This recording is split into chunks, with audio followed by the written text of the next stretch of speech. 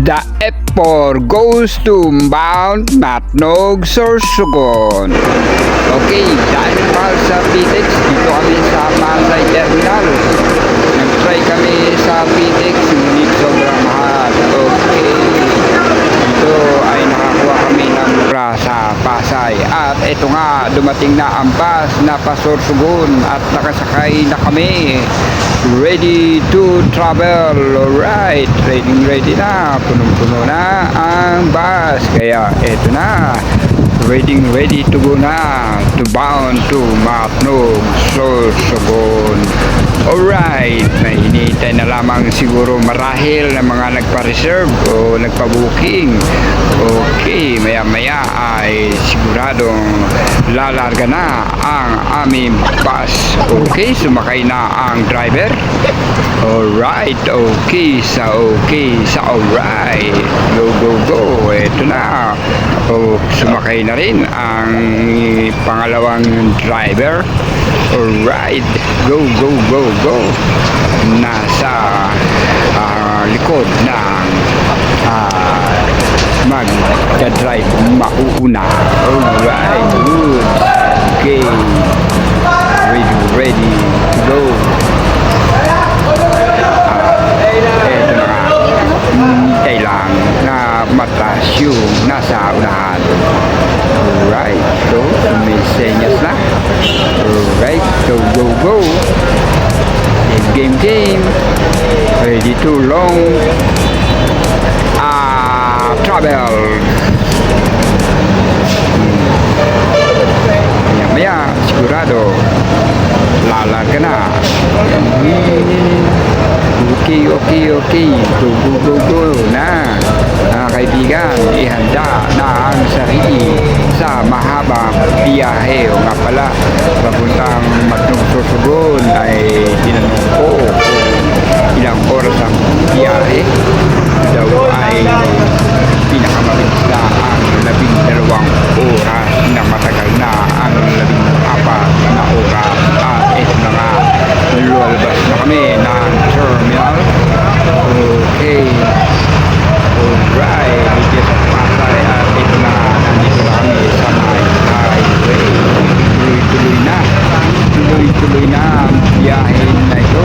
At sabi nga pala ng driver, magsipag ihi na kayo anahiya at tuloy na, wala na mang sabing intro muna dahil ang gusto ng driver tuloy na pagbiyahe. At ito nga, saglit lamang na pagtakbo, nakadama na ng pagkaantok ang ibang mga pasahero. Ayan, kitang-kita sa likuran ko, ang iba ay tulog na. Yun nga pala, meron palang extra upuan dito sa gitna. Alright na okay, good. Ready to long travel na to mga kaibigan. Ayun, meron pang taas ng paa sa unahan. Okay na okay sa oras yan. Nangalay marahil ang paa. Alright, okay naman yan, basta mabango. Dot. Okay, good. Tuloy na ang biyahe namin na ito. Okay. Alright. Tuloy lang ang biyahe, kaya mag-ready na. Okay, alright. Good.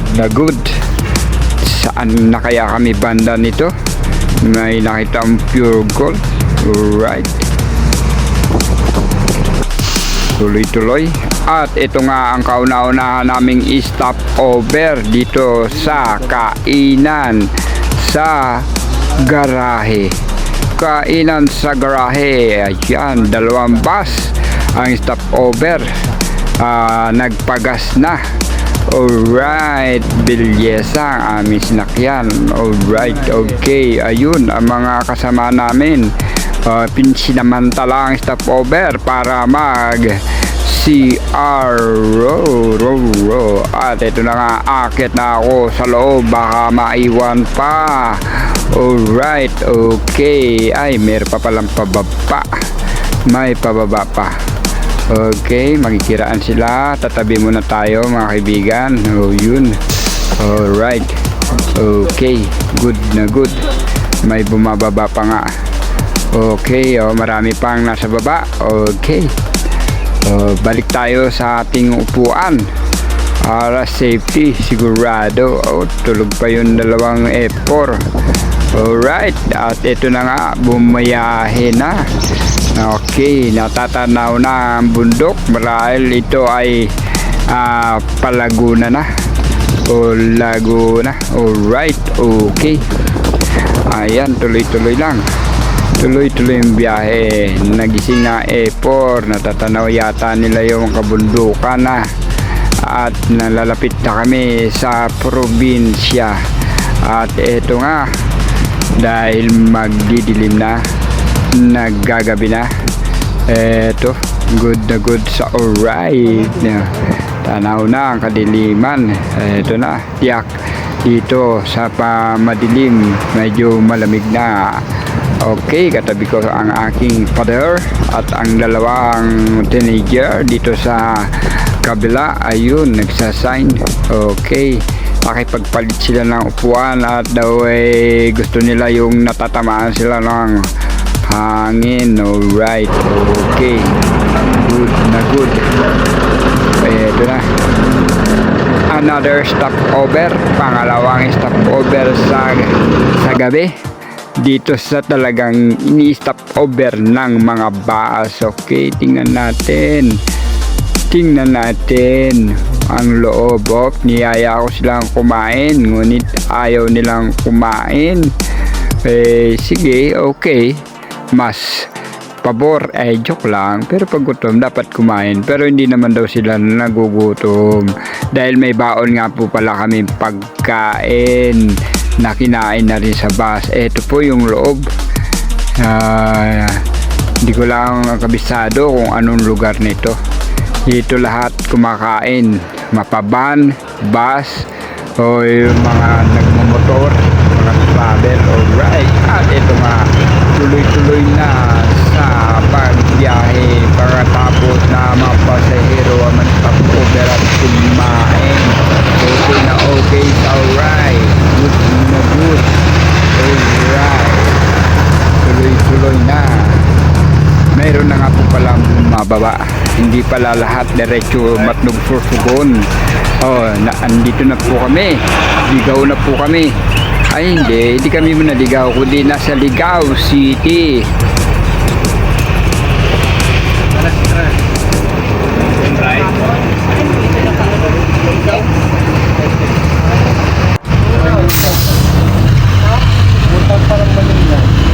Litertin alas 13.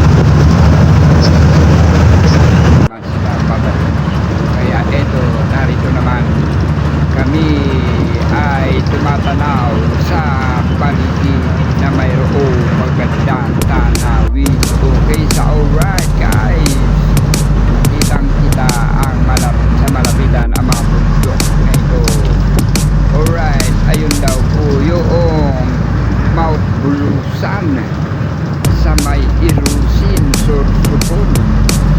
Yun, tanaw na tanaw dito ang ngalan ay dahil sa maulan. Kaya kapiraso lamang ang natatanaw sa Mount Pulusan, ang aktibong vulkan ng Sorsogon eruption. Alright, sa okay, at eto na nga mga kaibigan, lapit na kami dahil ito na yung crossing na palatandaan na malapit na marahil ang way na yun ay pag-eruption. Alright, okay, go go go, nalalapit na ang aming bababaan. Guys, tutulog pa, hindi lang yun. Okay, konti na kami. Ayan, no? Matulog na. Dito na tayo. Oo. Saan tayo?